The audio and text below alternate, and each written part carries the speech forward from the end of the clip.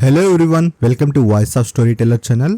ఈ వీడియోలో రీసెంట్ గా రిలీజ్ అయిన శ్రీరంగ నీతులు మూవీ స్టోరీ ఎక్స్ప్లెనేషన్ అయితే చూద్దాం. ఇక లేట్ చేయకుండా స్టోరీలోకి వెళ్ళిపోదాం. కట్ చేస్తే ప్రముఖ ప్రవచనకర్త రచయిత అయిన రాధాకృష్ణ గారి చేత విజయదశమి రోజు ప్రవచనాలు జరిపిస్తూ ఉంటారు.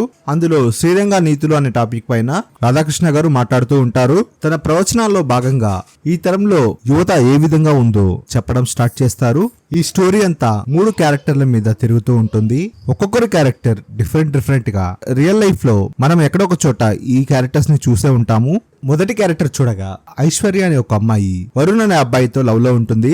ఐశ్వర్య తన ప్రేమ గురించి తన ఇంట్లో చెప్పడానికి భయపడుతూ ఉంటుంది. ఒకరోజు ఐశ్వర్య వాళ్ళ ఫాదర్ హోటల్లో భోజనం చేస్తూ ఉన్నప్పుడు తనకి పెళ్లి సంబంధం చూశానని చెప్తాడు. ఈ విషయం ఐశ్వర్య తన బాయ్ ఫ్రెండ్ వరుణ్ తో చెప్పగా, ఇప్పటి వరకు లేట్ చేసిన చాలు, ఇప్పటికైనా మీ ఇంట్లో మన ప్రేమ విషయం చెప్పి మీ పేరెంట్స్ ని ఒప్పించమని వరుణ్ ప్రాధాయపడుతూ ఉంటాడు. కానీ మన ఐశ్వర్యకి భయంగానే ఉంటుంది. ఎందుకంటే ఐశ్వర్య వాళ్ళ పేరెంట్స్ క్యాస్ట్ ఇంకా ఫైనాన్షియల్ స్టేటస్ అంతా చూస్తారు. అందుకే వాళ్ళ పేరెంట్స్ తన లవ్ మ్యారేజ్ యాక్సెప్ట్ చేస్తారా లేదా అని భయపడుతూ ఉంటుంది. అందుకే ఐశ్వర్య టైం చూసి మా పేరెంట్స్ తో చెప్తాను అని అక్కడి నుంచి స్కిప్ అయి వెళ్తూ ఉంటే వరుణ్ ఎప్పుడు అని ఐశ్వర్యని అడిగి తనకు కూడా చికాకేస్తుంది. ఒకరోజు ఐశ్వర్య వాళ్ళ ఇంట్లో ఐశ్వర్య ఇంకా తన ఫ్రెండ్ టిఫిన్ చేస్తూ ఉండగా అక్కడున్న ఐశ్వర్య వాళ్ళ మదర్ తో వాళ్ళ ఫ్రెండ్ లవ్ మ్యారేజ్ మీద అభిప్రాయం ఏంటో తెలుసుకోవాలని లవ్ మ్యారేజ్ మీద ఒపీనియన్ అడుగుతుంది. దాంతో ఐశ్వర్య వాళ్ళ అమ్మ, మీకు అడిగిందంతా ఇచ్చి జాగ్రత్తగా పెంచింది, మీరు మా పరువు కాపాడతారని, మా పరువు తీయడానికి కాదని చెప్పడంతో ఐశ్వర్య ఇంకా తన ఫ్రెండ్ కి క్లియర్ కట్ గా అర్థమవుతుంది వాళ్ళ పేరెంట్స్ కి లవ్ మ్యారేజ్ మీద అస్సలు నమ్మకం లేదని. ఇంతలో ఐశ్వర్య తన మొబైల్లో డేట్ చూడగానే తనకి వెంటనే ఒకటి గుర్తొస్తుంది. అదేంటంటే తనకు పీరియడ్స్ మిస్ అయ్యి అప్పటికే 1 వీక్ దాటిపోయి ఉంటుంది. హడావిడిగా వెళ్లి ఐశ్వర్య వరుణ్ ని కలుస్తుంది. ఈ విషయం వరుణ్ కి చెప్పగా వరుణ్ కూడా కంగారు పడి ఐశ్వర్యని డాక్టర్ దగ్గరికి తీసుకుని వెళ్తాడు. ఐశ్వర్య డాక్టర్ కి తను ప్రెగ్నెన్సీ కిట్ తో కూడా టెస్ట్ చేశానని, దాంట్లో నెగిటివ్ వచ్చిందని, తనకి డేట్ మిస్ అయిందని, అందుకే ప్రెగ్నెన్సీ వచ్చిందేమో అని డౌట్ ఉందని డాక్టర్ కి అడుగుతుంది. హిమోగ్లోబిన్ తక్కువ ఉన్నా కూడా ఒక్కోసారి మనకి ప్రెగ్నెన్సీ ఉన్నా కూడా నెగిటివ్ రిజల్ట్స్ వస్తాయని, ఎందుకైనా మీరు 3 రోజుల తర్వాత వచ్చి చెకప్ చేయించుకుంటే బెటర్ రిజల్ట్స్ ఉంటాయని డాక్టర్ వాళ్ళకి చెప్పి పంపిస్తుంది. కానీ ఐశ్వర్య తను ప్రెగ్నెంట్ అయిందని కంగారు పడుతూ ఉంటుంది. ఇలా టెన్షన్ పడడం ఎందుకని వెళ్లి మీ నాన్నకి విషయం చెప్పేద్దామని వరుణ్ ఐశ్వర్యని వాళ్ళ నాన్న ఆఫీస్ దాకా తీసుకుని వెళ్తాడు. కట్ చేస్తే ఐశ్వర్య వాళ్ళ నాన్నకి విషయం చెప్దామని వాళ్ళ నాన్న ఆఫీస్ లోకి వెళ్తుంది. కానీ ఆ టైంలో వాళ్ళ నాన్న వేరే టెన్షన్ లో ఉండడం వల్ల ఈ విషయం చెప్తే తనకి ఎక్కడ ప్రమాదం జరుగుతుందో అని చెప్పకుండా వచ్చేస్తుంది. ఐశ్వర్య వాళ్ళ నాన్నతో వాళ్ళ ప్రేమ విషయం చెప్పలేదని వరుణ్ ఐశ్వర్యని బాగా అరుస్తాడు. ఇంతలో ఐశ్వర్య అక్కడ వామిటింగ్ చేసుకుంటుంది.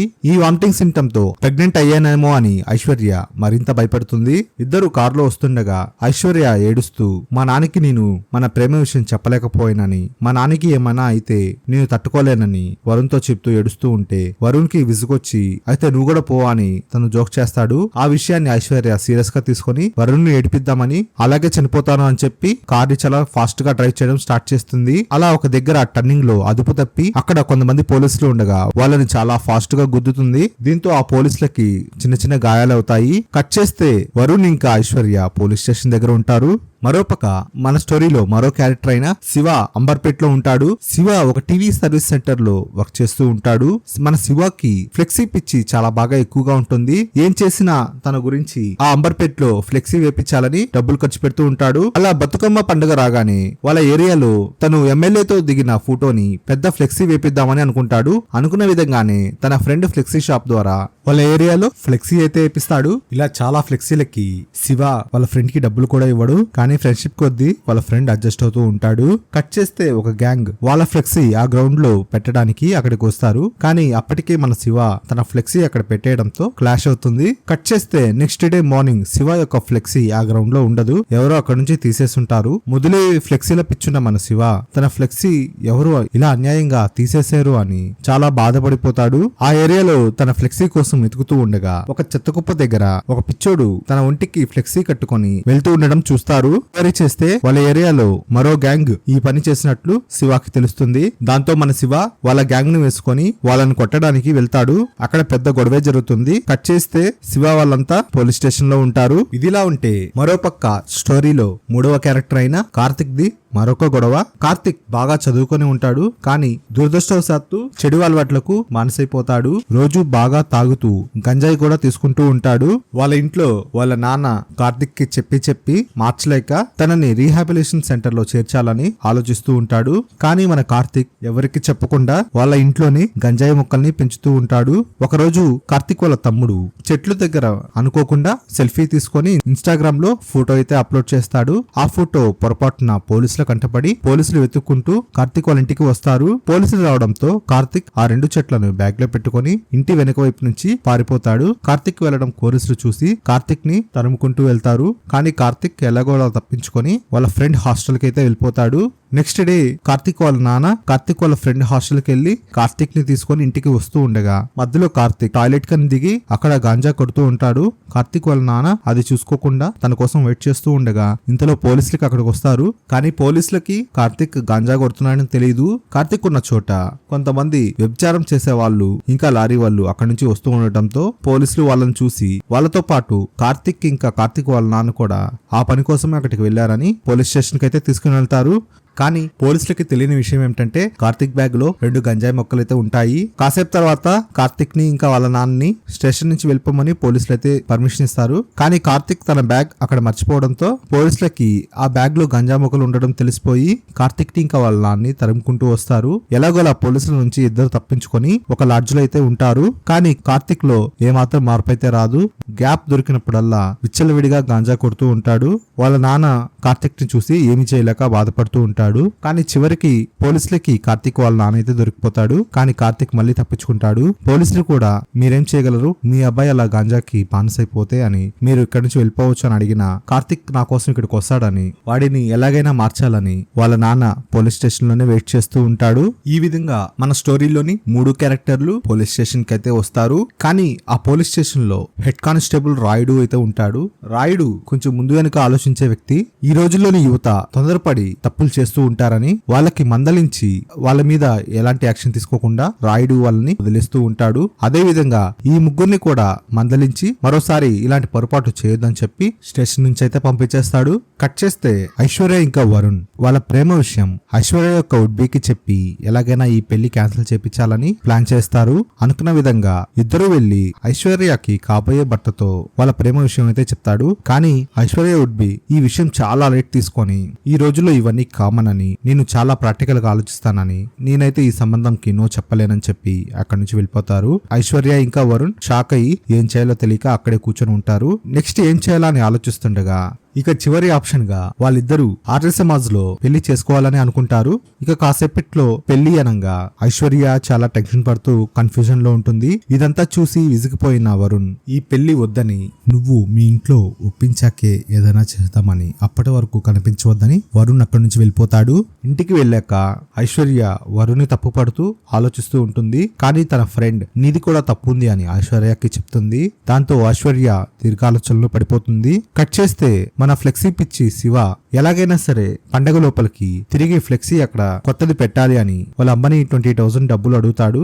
వాళ్ళ అమ్మగారు డబ్బులు లేవు అనడంతో శివాకి తెలుసుకున్న వాళ్ళ దగ్గర నుంచి డబ్బులు అయితే తీసుకుంటాడు. కానీ ఆ డబ్బులు కూడా వాళ్ళ అమ్మగారు శివ కోసం అరేంజ్ చేసిన డబ్బులే. ఆ విషయం శివాకి తర్వాత తెలుస్తుంది. ఆ వచ్చిన డబ్బులతో శివ కొత్త ఫ్లెక్సీ అయితే పెడతాడు. ఆ రోజు ఈవినింగ్ శివ వాళ్ళ మామయ్య ఇంకా ఒక పిల్లవాడు అక్కడికైతే వస్తాడు. పిల్లవాడు శివ యొక్క ఐడి కార్డ్ తీసుకొని ఆ ఐడి కార్డ్ ను చూస్తూ ఇంకా ఆ ఫ్లెక్సీ వైపు చూస్తూ అక్కడ నిలబడి ఉంటాడు. వాళ్ళ మామయ్య శివకి ఈ విధంగా అయితే చెప్తాడు, మీరు ఎందుకు ఈ విధంగా ఫ్లెక్సీలు పెడుతున్నారో అర్థం కావట్లేదని. ఉదాహరణకి ఆ పిల్లవాడే నీ ఐడి కార్డ్ చూసి నీలాగే మంచి ఉద్యోగం చేయాలని అనుకోవాలి, కానీ ఆ ఫ్లెక్సీ చూసి కాదని నువ్వే ఆలోచించని వాళ్ళ మామయ్య చెప్పి అక్కడి నుంచి వెళ్ళిపోతాడు. దీంతో శివాకి వాళ్ళ మామయ్య చేత్తో కాకుండా మాటలతో చంప చెల్లనిపించినట్లు అనిపిస్తుంది. బాగా ఆలోచించి శివాకి జ్ఞానోదయం అవుతుంది. వెంటనే ఆ ఫ్లెక్సీని పెట్రోల్ పోసి తగలెట్టేస్తాడు. కట్ చేస్తే బ్యాగులో 2 గంజా మొక్కలు పట్టుకొని పోలీసులు వాళ్ళ నాన్నని అరెస్ట్ చేశారని కూడా లేకుండా తను బెంగళూరులో వాళ్ళ ఫ్రెండ్ దగ్గరికి వెళ్ళిపోవాలని కార్తీక్ ఆలోచిస్తూ ఉంటాడు. ఓ దగ్గర గాంజా కొట్టడానికి బస్ స్టాప్ లో ఆగి అక్కడ ఒక పెద్దాయన్ని అగ్గిపెట్టయితే అడుగుతాడు.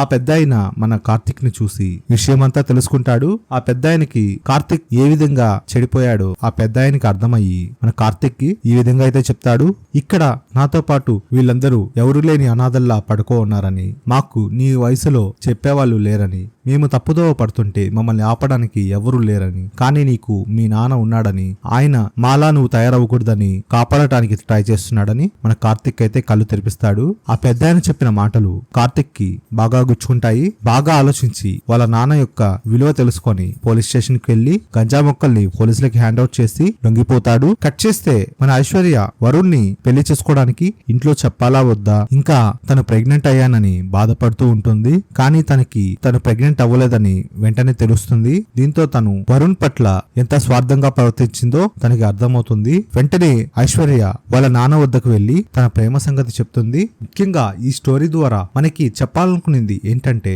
ఇద్దరు వ్యక్తులు ఇష్టపడినప్పుడు కులమతాలు సాకుగా చూపించి నువ్వు వేరు నేను వేరు అని చెప్పడం, ఇంకా నలుగురిలో నువ్వు ఇలా ఉంటే గొప్ప అతనిలా ఉంటే గొప్ప అని ఒకరితో పోలుస్తూ సమాజంలో అవసరం లేని మెప్పు కోసం పిల్లలపై ఒత్తిడి తేవడం పరోక్షంగా పెద్దలే కారణమవుతున్నారని ఈ స్టోరీ ద్వారా మనకి చెప్పడానికి ట్రై చేస్తున్నారు. అసలు పిల్లలు ఇలాంటి తప్పులు చేయడానికి కారణం పరోక్షంగా పెద్దలే కారణమవుతున్నారని, ఒకవేళ పొరపాటున మన పిల్లలు ఇలాంటి తప్పులు చేస్తే మొదట ఆ తప్పుల్ని యాక్సెప్ట్ చేయాల్సింది పెద్దలేనని, లేకపోతే పెద్దలే ఆ తప్పు చేసినట్లు అవుతుందని, ఇంకా ఆ పిల్లలు తప్పులు చేసేటప్పుడు ఒకానొక టైంలో వాళ్ళు చేసేది తప్పు అని వాళ్ళు తెలుసుకొని ఎన్ని అవరోధాలున్నా తొలగించుకుంటూ పెద్దల దగ్గరకు వస్తారని, ఆ రోజున నువ్వు చేసింది తప్పు అని వాళ్ళని దూరం పెడతావో లేక వాళ్ళ తప్పుని మన్నించి దగ్గరికి తీసుకొని సరైన మార్గంలో నడిపిస్తావో పెద్దలపైనే ఆధారపడి ఉందని ఈ స్టోరీ ద్వారా మనకి చెప్పడానికి ట్రై చేస్తున్నారు.